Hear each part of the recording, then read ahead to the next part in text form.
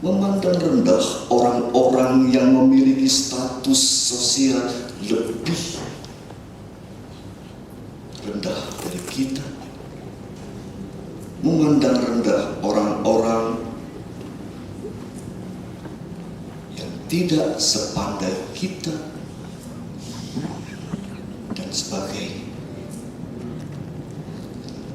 Oleh karena itu, pengajaran Yesus tentang kasih itu menjadi begitu penting juga buat konteks kita sekarang.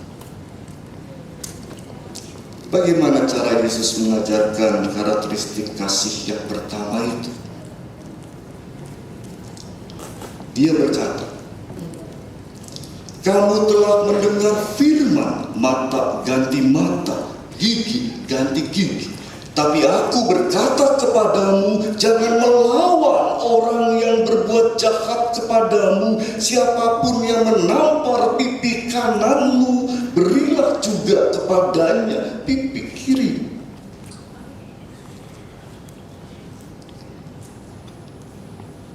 Tamparan pada pipi kanan dilakukan dengan menggunakan bagian luar telapak kanan. Dan kebiasaan menampar pipi kanan itu biasa dilakukan oleh seorang tuan kepada budaknya. Sebaliknya, menampar pipi kiri dilakukan dengan menggunakan telapak tangan bagian dalam. Dan hal ini di zaman Yesus biasa dilakukan oleh seseorang terhadap orang lain yang memiliki kedudukan setara. Misalnya dalam situasi lepas kendali, seorang suami biasa menampar pipi kiri istrinya dengan menggunakan bagian dalam telapak tangan.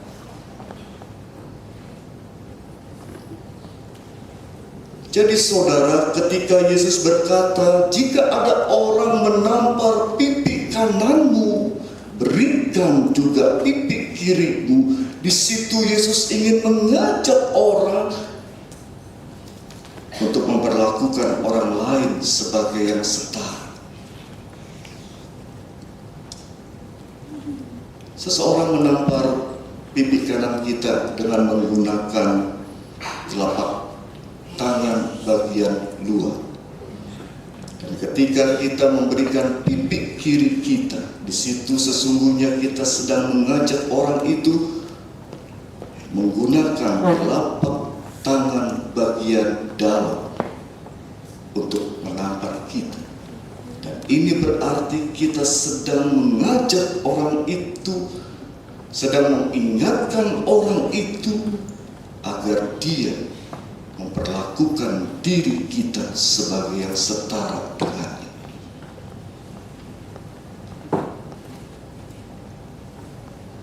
Pengajaran yang kedua tentang kasih. Kasih itu diwujudkan melalui kesediaan kita untuk memberi, dan bahkan bukan sekedar memberi, namun memberi dengan kemurahan hati atau berkorban. Jika ada orang menginginkan baju, lalu memperkarakan persoalan itu, berikan kepadanya jubahmu. Jubah adalah simbol kelimpahan kemapanan. Dan ketika kita memberikan jubah kita kepada orang lain, berarti kita bukan saja memberi sesuai apa yang diinginkan, diminta orang lain, tapi kita memberikan lebih kepada orang lain itu. Berilah kepada orang yang meminta kepadamu. Jangan tolak orang yang mau meminjam daripadamu. Pengajaran yang kedua tentang kasih ini mengajak kita semua untuk keluar dari orientasi mementingkan kepentingan sendiri dan lebih mau melihat kepentingan orang lain.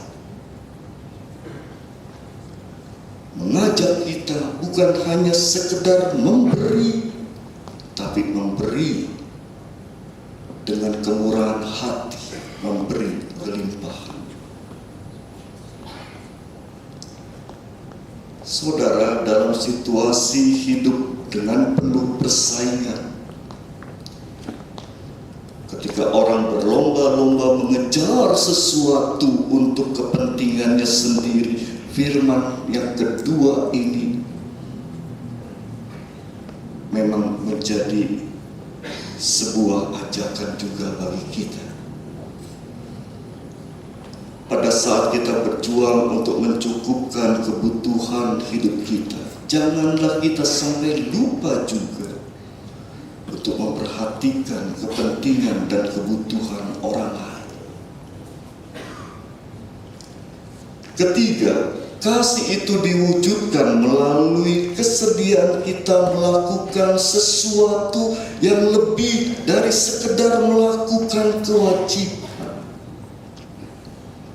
Jika ada orang memaksa kita berjalan 1 mil, berjalanlah bersama dia sejauh 2 mil. Dan ini juga menjadi hal yang menarik, saudara, untuk kita renungkan. Kadang-kadang kita sudah merasa cukup baik melayani pada saat kita sudah melakukan apa yang menjadi kewajiban kita. Namun ketika kita diminta untuk berbuat sesuatu di luar tugas dan kewajiban kita, berat untuk kita melakukannya.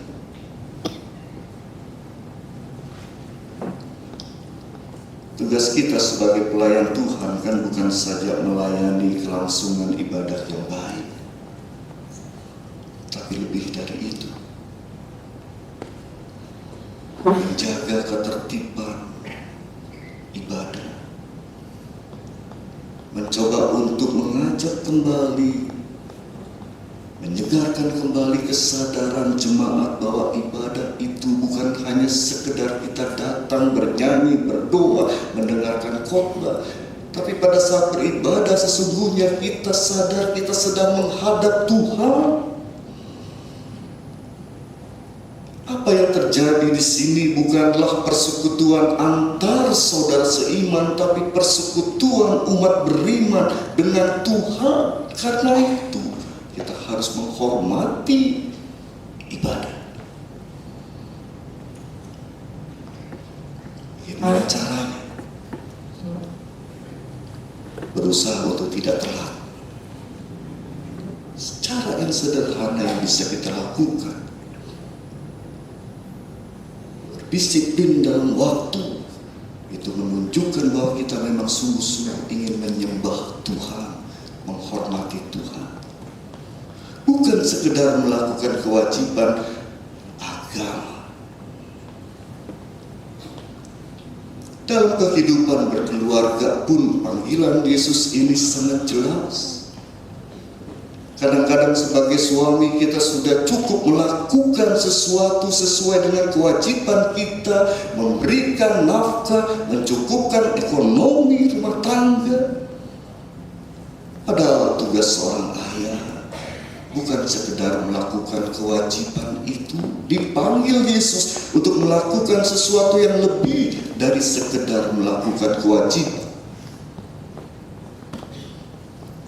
Memberikan waktu untuk membangun komunikasi yang lebih intim dengan istri atau dengan anak. Kemarin 5 hari saya mengikuti pembinaan khotbah Lamham. Setiap hari anak saya selalu menelpon kapan ayah pulang. Saya mengatakan, kalau ada perlu, bicara saja dengan ibu. Ayah masih beberapa hari di sini. Tapi di telepon anak itu berkata, untuk yang satu ini saya perlu bicara dengan ayah. Adakah kita sebagai ayah memberikan waktu? Kita dipanggil bukan sekedar melakukan kewajiban kita sebagai kepala keluarga. Dipanggil untuk mau melakukan sesuatu yang lebih dari sekedar kewajiban. Itu salah satu contoh. Jika ada orang memaksa engkau berjalan 1 mil, berjalanlah bersama dia 2 mil. Yang keempat, saudara, kasih itu mewujud dalam kesediaan dan keterbukaan kita untuk mengasihi, mengampuni semua orang. Seperti Allah yang memberikan panas dan hujan kepada orang yang baik dan yang jahat, atau kepada orang yang benar dan yang tidak benar. Allah tidak pandang bulu untuk mewujudkan kasih-Nya yang tanpa batas. Dan itulah panggilan kita.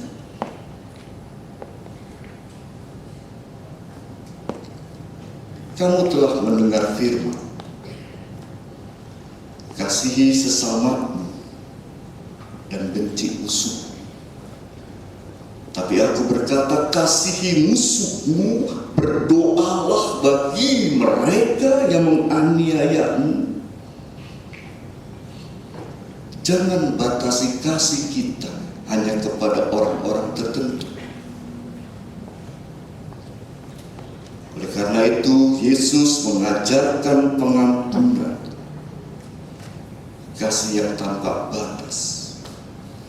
Dan pengajaran Yesus tentang pengampunan itu menjadi kritik bagi orang-orang Yahudi yang begitu sempit, yang hidup eksklusif, yang menganggap sesama mereka adalah golongan mereka sendiri. Orang-orang yang bukan Yahudi itu dianggap bukan sesama, tidak layak dan tidak pantas dikasihi, dipandang sebagai musuh. Pandangan sempit orang-orang Yahudi itu dikritik tajam oleh Yesus. Kamu harus mewujudkan kasih pada semua orang, seperti Allah memberikan hujan dan panas, bukan saja pada orang yang baik dan benar, tapi juga untuk orang yang dianggap tidak baik dan tidak benar. Kelima, yang terakhir, saudara, kasih yang ingin diwartakan Yesus itu bersifat memperbaharui, tidak bersifat transaksional, tapi transformatif. Apabila kamu mengasihi orang yang mengasihi kamu, apa upah? Pemungut cukai pun berbuat seperti itu. Apabila kita baik hanya kepada orang yang telah baik kepada kita, apa kelebihan kita? Pemungut cukai pun berbuat seperti itu. Apabila kamu hanya memberi salam hanya kepada saudara-saudara,